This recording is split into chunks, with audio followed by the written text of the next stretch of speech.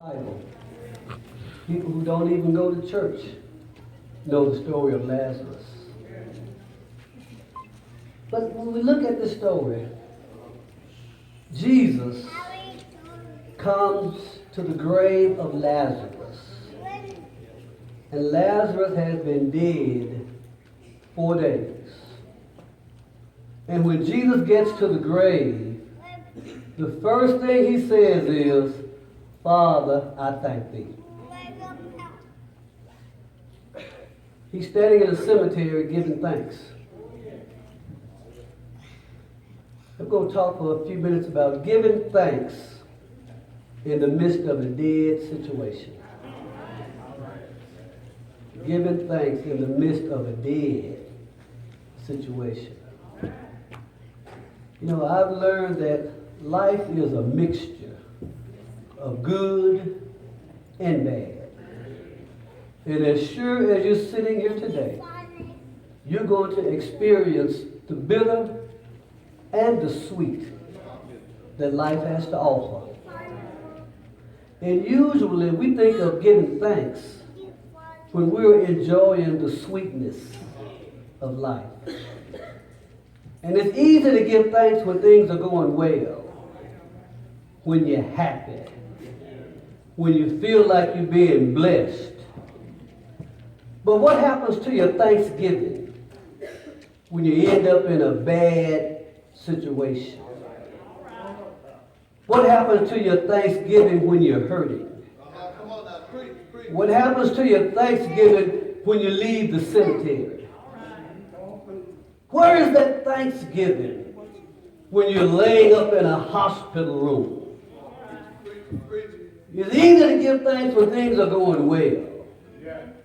But what happens to your thanksgiving when you find yourself in the midst of a dead situation? And everything around us seems to be dying. It seems like our community is dying.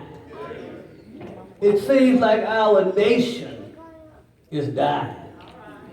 It seems like our economy is dying. Even the church is on life support. And what happens when you know you love the Lord? When you know you ought to give God some thanks. When you want to give God thanks. But you find yourself facing a dead situation. And you end up asking yourself, how can I give thanks when my health is failing? How can I give thanks when my marriage is falling apart? How can I give thanks when I got a child in trouble? How can I give thanks when I can't find a job and don't know how I'm going to pay the bills? You want to give thanks, and you know you ought to give thanks, but you find yourself in a dead situation. And you come to church and you see other folk giving thanks, but you just can't feel the Spirit because you find yourself in a dead situation. I wonder, has anybody here today ever been in a dead situation? But Jesus here in this 11th chapter shows us how to give thanks in the midst of a dead situation. You all know the story of Mary and Martha and her brother Lazarus. Jesus often stayed at their house when he was in town. Jesus ate many meals at their table.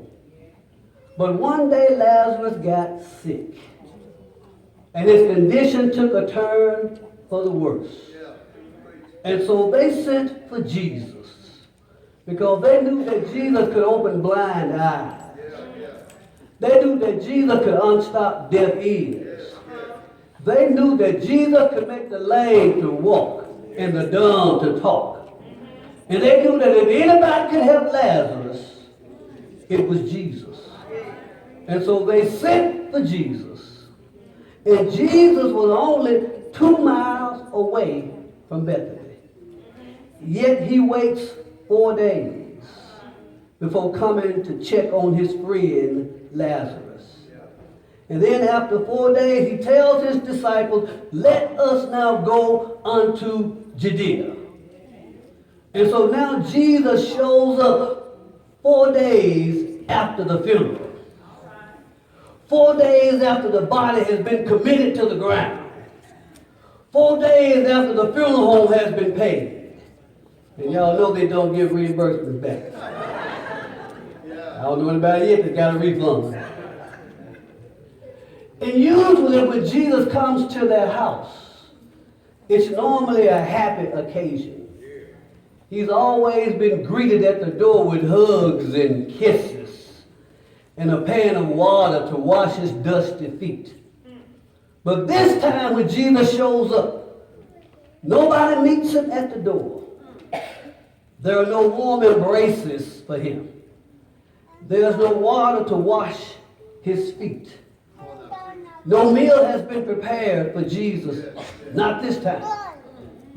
This house has always been filled with joy when Jesus comes around, but now Jesus stepped into a dead situation. And then Martha speaks out of her pain. And through her tears, she begins to chastise Jesus and said, Lord, if you had been here, if you had just been here, my brother would not have died. And Jesus reminds her that I am the resurrection. He that believeth in me, though he were dead, yet shall he live. And sometimes Jesus has to remind us. Sometimes he lets us go hungry to remind us that he'll feed us. Sometimes he lets us get sick to remind us that he's a healer.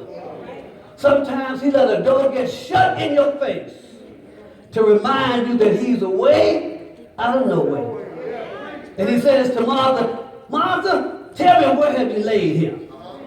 And the Bible says when they get to the graveside, Jesus weeps. This is the same Jesus that made the heavens and the earth. This is the Jesus that cooled the flames one day in a fiery furnace. This is the same Jesus with all power in his hand. He was divine enough to open blind eyes, but at the same time, he was human enough to cry. And Jesus took on our humanity so that he could feel what we feel. Jesus feels your hurt. Jesus feels your pain. And Jesus stands there and looks at the grave of Lazarus. And then Jesus says, take away the stone. Now I'm sure all those standing around began to wonder, what is Jesus going to do now? After all, he's been dead for 4 days. 4 days without a breath of fresh air. 4 days without a sip of water. 4 days without a morsel of bread to eat. Even his own sister said, Jesus, wait a minute. He's getting ready in the stink right now. You don't want to open that grave up. But Jesus was getting ready to restore Lazarus. And there was a stone in the way. And Jesus wants to restore your situation. But there's a stone in the way. He wants to restore your